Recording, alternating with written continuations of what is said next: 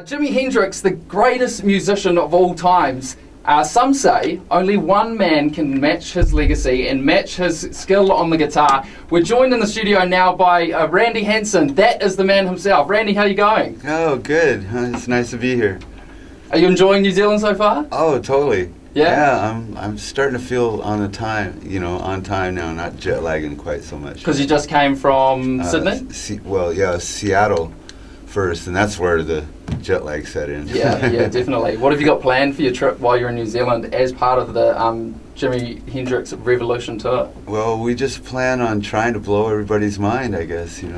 That's our big plan. Easily done, easily done. You shouldn't have too much of a hard time doing that. I mean, you first started rising to prominence with Randy Hansen's Machine Gun, which is where you first, did your Hendrix acts, and from there you became pretty much the best player in terms of Hendrix tribute playing. Well, one of the best. Well, what happened was that when I did the first tribute to Jimmy in 1975, there really wasn't any tribute bands around, so we ended up being the first one.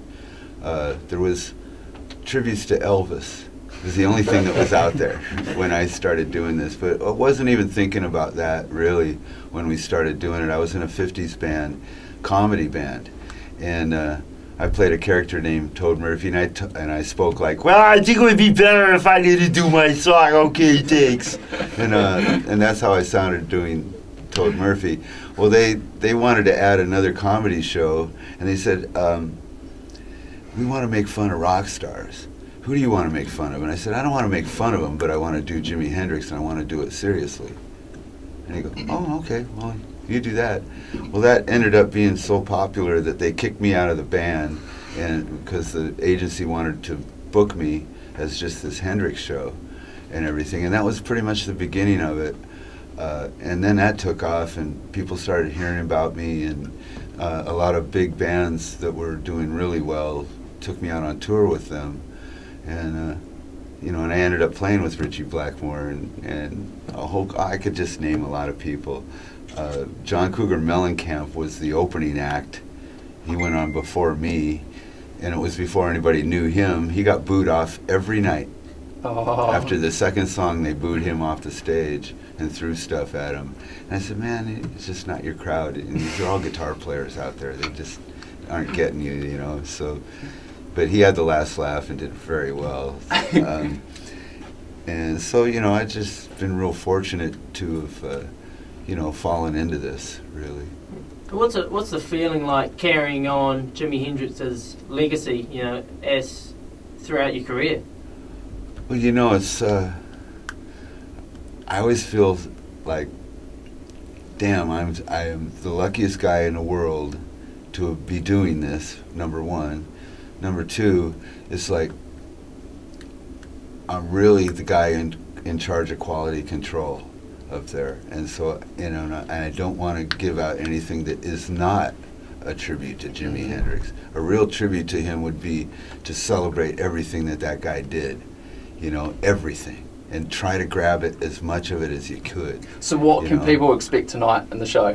What's something special people can expect? Well, one thing that I do that Jimmy did is that I try not to repeat myself. So I don't play the songs the same every night. We always approach it differently. I let my fingers and my brain tell me what to play at the time.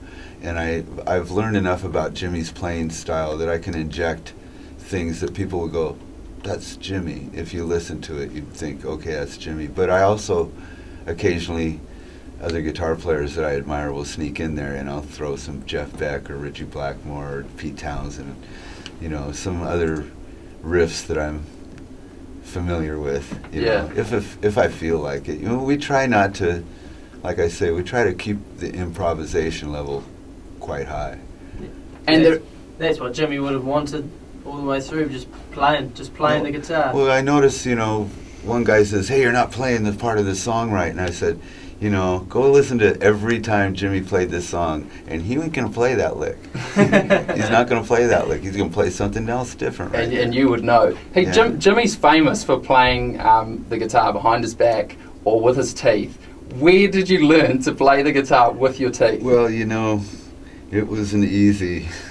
when I first started, I cut my mouth up pretty good, you know. Oh. But it took some, you know, there's a lot of things that I do on stage that when I first started trying to do them, I ended up injuring myself pretty good.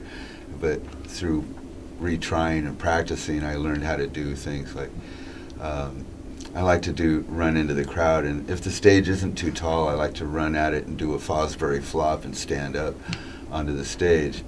But the first time I tried that one, I almost knocked out my front teeth with the guitar because I needed to hold it down. And when I rolled, the thing came up, and bam, I gave myself a big fat lip. Oh no, that is not good. You know, so, you know, it took some trial and error, and I eventually whittled into learning how to do a lot of these things second nature. And now you're a seasoned pro. Oh, thank you.